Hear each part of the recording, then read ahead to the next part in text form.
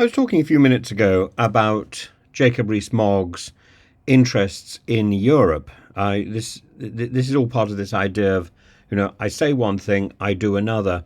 But it's not only Jacob Rees-Mogg. Ben Habib, for example, has offices, I think, in Poland, in Romania, and Jacob Rees-Mogg's offices are in Ireland. So how is this possible?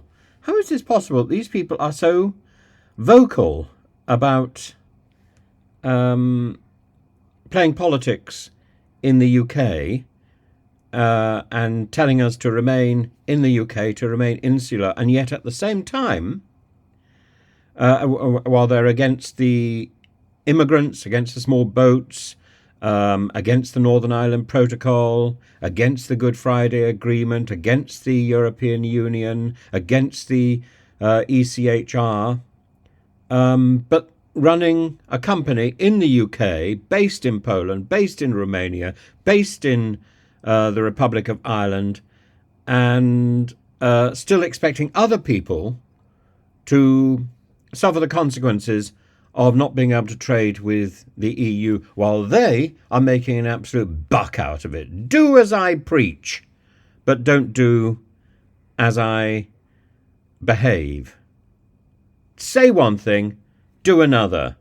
With offshore bank accounts in Dublin, and it beggars all belief, doesn't it? This is not hypocrisy. It is not just hypocrisy.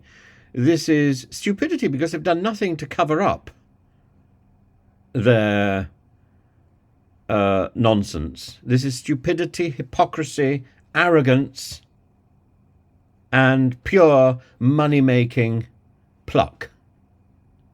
And yet the focus is always on the hedge fund people who are making money out of other people's misery. And some of these, maybe Rees-Mogg was joining some of the others doing their hedge fund peculiarities. But there's something wrong with all this, isn't there? How can these people be saying, do this, and doing the other? Mind you, there's a lot of the other going on generally in the Conservative Party, is there not? A huge amount of the other. I think probably this is the time where we've had more sleaze than I think at any point in modern political history. There was a bit of sleaze in 2011 with Liam Fox messing around. 2012, the Cash for Access scandal. The Culture Secretary, Jeremy Hunt, caught up in the Sky B nonsense. A little bit in 2013 with Patrick Mercer. A little bit in 2014 with some stuff about non-dom. Oh, my goodness. The pig gate. Are we allowed to talk about that? We probably aren't.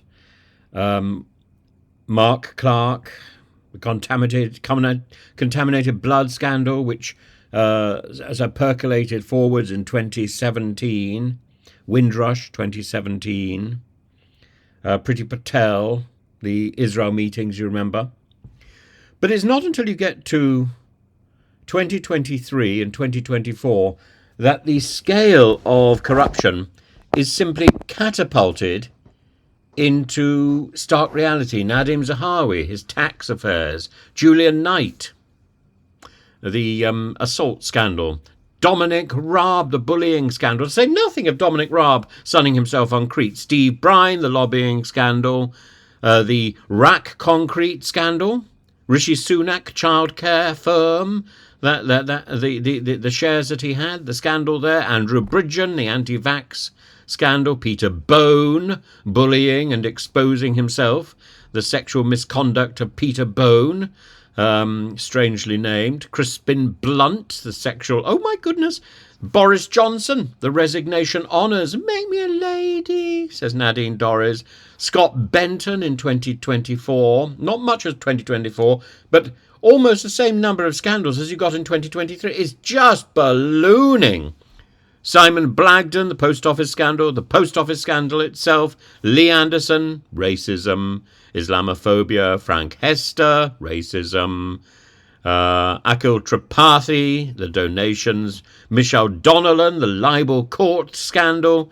The costs taken by the taxpayer. The honey trap scandal and William Ragg. Mark Menzies.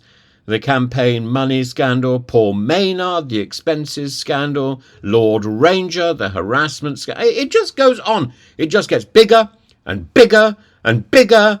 And still Rees Mogg is counting his pennies. I don't expect you to have Christmas Day off.